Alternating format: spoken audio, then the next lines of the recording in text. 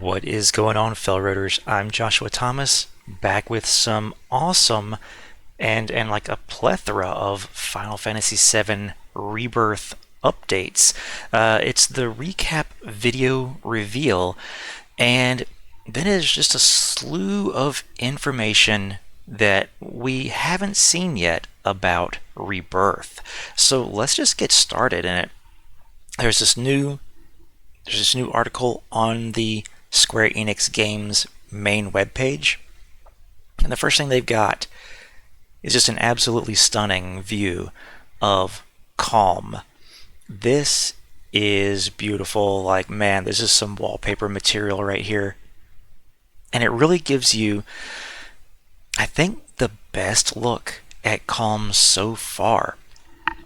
Looking at it right here, it looks like it's such a cluster, like a tightly packed town, fortress, that is just built within these medieval style walls. And then you can also see the Mako pipe running up to it, which gives it power from Midgar.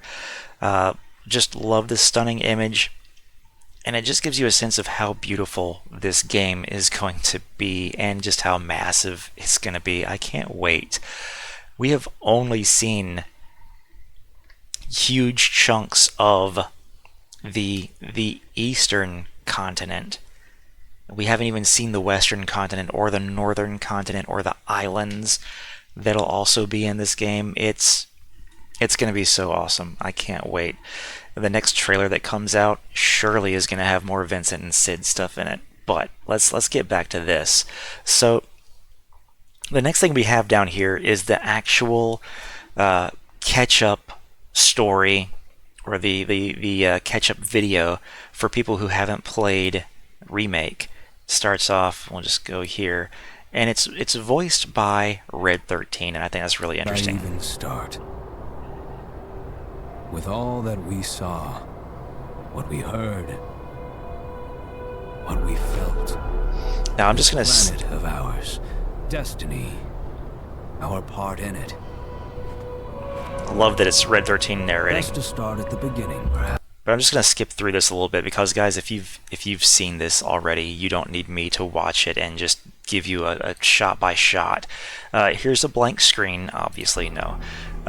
With Reactor 1 gone. So yeah, they're just using shots from within the Remake video game as Red 13 goes over it. He even talks about, hey, this is when I joined, and talks about Sephiroth and them going against Destiny's will. And then, of course, you know, breaking the chains of Destiny, and then getting to the end. It was there, beyond where fate could follow, that a new journey began. A new journey began in February 29th, 2024. So what I really liked about this video, of course, is that, you know, it raises the question of who is Red 13 talking to? You know, he says, where should I begin? And it, of course, for those of you who don't know, in this kind of spoilery territory, Red 13 has an extremely long lifespan. His race does. Like, he can live for hundreds of years. So there's no telling how many generations of people and or creatures he could be passing this story down to.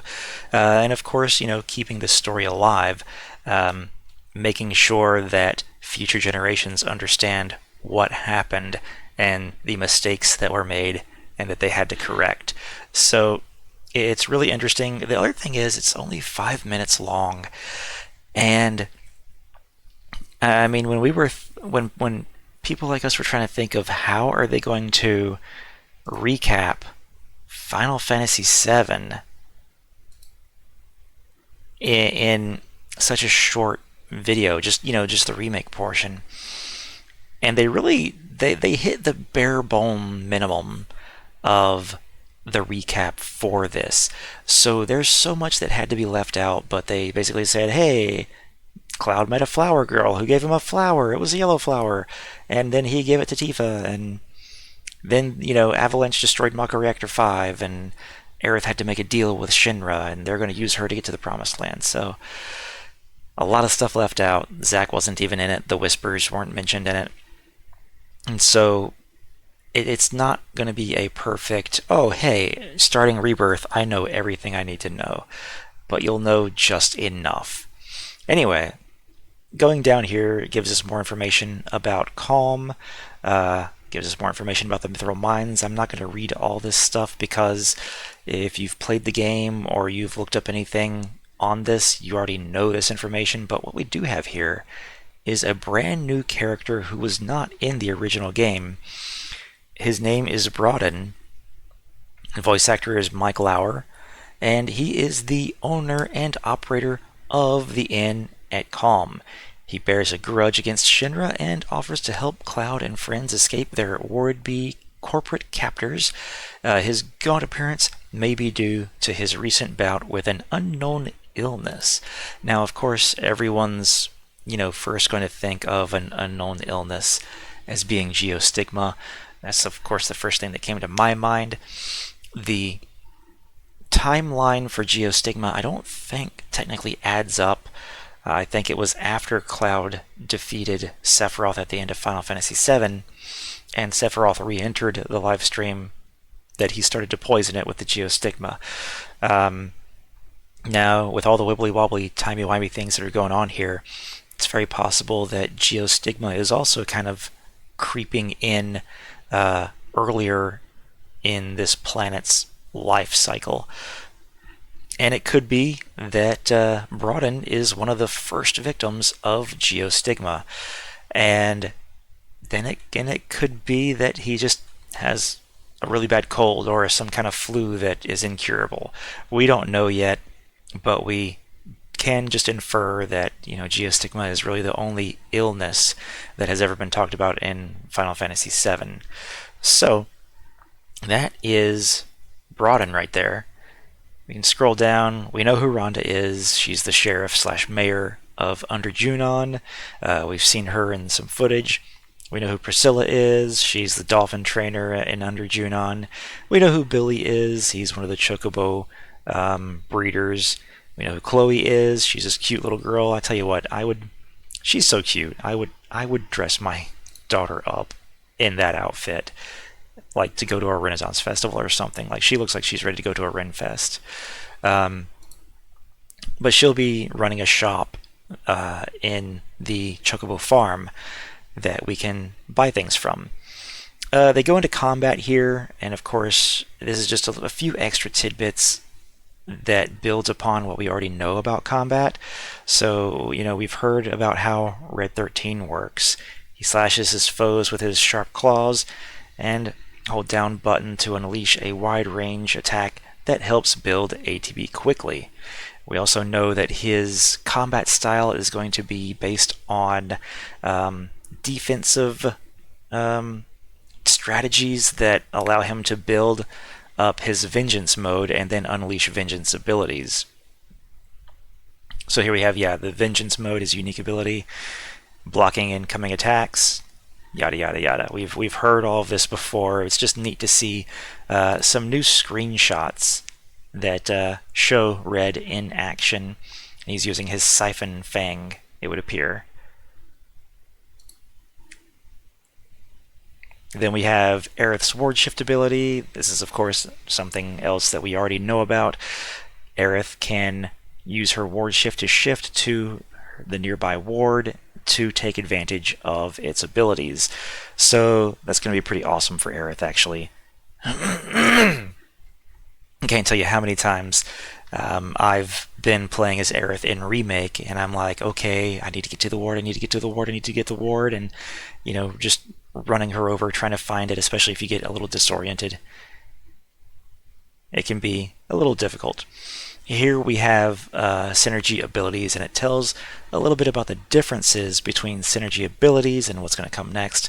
So synergy abilities are powerful attacks in which two characters team up to turn the tide of battle. More abilities will unlock as you increase the party's level, a numerical expression of how closely knit your team is, and deepen the affinity between party members. Really like that. Fill the synergy gauge by using abilities, then unleash a synchronized assault. Here are some more examples. So of course we have the synergy gauges down here, these little tick marks that can be filled up, and once they get filled up, you can use them. We see here that Cloud and Tifa, theirs is empty because they just utilized it, so it does look like both characters have to have their synergy gauges filled in order to use abilities. How nuanced this is going to be, like, does it always have to be filled up to 5, or are there some abilities that just use 4 or 3 little of those tick marks? We don't know yet, but I'm sure we'll find out soon. We got a couple other examples here about Barret. It seems like Barret just yeets everyone because he's throwing Red 13 in this image. It's kind of hard to see, but I think this blur over here is Red 13 being tossed. So we've already seen him throw Yuffie in one of the trailers, and now he's throwing Red in this shot. And now there's synergy skills. So the first thing was, we'll go back up here, synergy abilities, and now here are skills, in which 2 party members can team up to activate useful abilities without consuming ATB. These commands can be executed while blocking and provide a wide array of beneficial effects. Each pair has their own unique set of abilities. Some deal damage, while others offer support. So that's pretty awesome too. We see some shots here of some abilities that I believe we've seen in the trailers, we just haven't seen them named before. So I'm pretty sure that we've seen this in one of the trailers where Cloud and Barret are doing their team-up attack, and it's called Mad Dash. And I don't suppose Barret's going to be throwing Cloud anywhere. This is something new. We've got more information about the summon Kujata. Setting summon materia. Let's see, nothing really new about setting summoning materia. But the information on Kujata here, we'll take a look at this. He looks absolutely sick. He's got freaking 3 heads like stacked one on top of the other. So a bovine deity that charges around the battlefield wielding the power of fire, ice, and lightning. Those are the 3 heads. It throws foes with its enormous horns and unleashes magical attacks that strike even distant enemies' weaknesses. And that is just one crazy looking enemy right there. Look at the detail that has gone into even this tiny lizard creature. It's just really cool. Little tidbits that we keep seeing. Looks like they might be in a Cosmo Canyon style environment because there's a cactus here. Let's see. Kujata bounds towards foes with reckless abandon and manipulates its elemental affinities to deliver magical attacks. Blazing Horn launches a concentrated burst of fiery energy at an enemy, blasting them back. And then Try Disaster is Kujata's final ability, which of course uses fire, ice, and lightning on all the foes on the battlefield. Then we've got the world intel, so proto-relics. They give us information on proto-relics and what exactly they are. We had seen these on the world map when Chadley unlocked when we reactivated a Remna Wave tower. So this is pretty interesting. Proto-relics are artifacts of unknown origin that emit a unique energy signal. These elusive antiquities are hidden throughout the world, but with the aid of activated Remna Wave towers, Chadley should be able to point you in their direction. Be warned, however, they seem to alter space-time and are known to cause strange phenomena. So it is strange. You would think that these proto-relics, because they alter space-time, would have something to do with Sephiroth, and you would think that they would be something new, but it says that they are elusive antiquities, antiques, something that have been around for ages, maybe even predating humankind. Maybe the Cetra created them? Who knows? And then, of course, some wibbly-wobbly, timey-wimey things going on here. What this exactly means, Are we going to be having like little time shifts or time warps inside the game for these side quests? I'm not really sure. I'm not really sure how time is going to play a factor into this. But here we see the world intel search for proto-relic clues, investigate the area, and defeat the decoys. So, what are the decoys? Are these guys right here, Burke's badasses, the decoys? Does that mean that these aren't actually Burke's badasses? I don't know. So it's interesting, and I look forward to learning more about the proto relics as well. Materia development, we've kind of already learned about them. Of course, Chadley's going to be involved in the development of these materia, so that's him working with us once again to do that. We see here some new materia that has not existed in the previous game. Fire and ice materia, we've seen that in one of the trailers, one of the playthrough demos. Auto cast materia, morph materia, and auto unique ability materia. So that is pretty cool right there. I don't know if what this is saying means that you can cast fire and blizzard at the same time, or if just that one materia contains fire and blizzard of which you can cast individually apart from one another. So if anybody has clarification on that, please let me know. But then we have auto cast materia, which is going to be interesting. It's blue. And then there's auto unique ability materia, which seems to imply that it is going to trigger allies who are not being controlled by the player to use unique abilities. But what's going to trigger it, I don't know yet. Much like the auto cure would use cure when your party member's HP got low. So what triggers the unique ability? I'm not sure. Alright. We know about the Choco Boutiques. Nothing new there. Now this is something that's a little bit interesting. Combat style and difficulty levels. So we see here that starting out we have first off, it's great that they separated these two things, the combat style and the difficulty level. So we've got active and classic. We know that from Remake. And down here, they accidentally put the exact same picture in here, but we have easy, normal, and dynamic difficulties. And so I've got the picture of it right here. Easy, normal, and dynamic. And it says enemy difficulty adjusts automatically based on your skill level. Select this if you love the thrill of the fight. That means that as you improve, the enemies improve as well.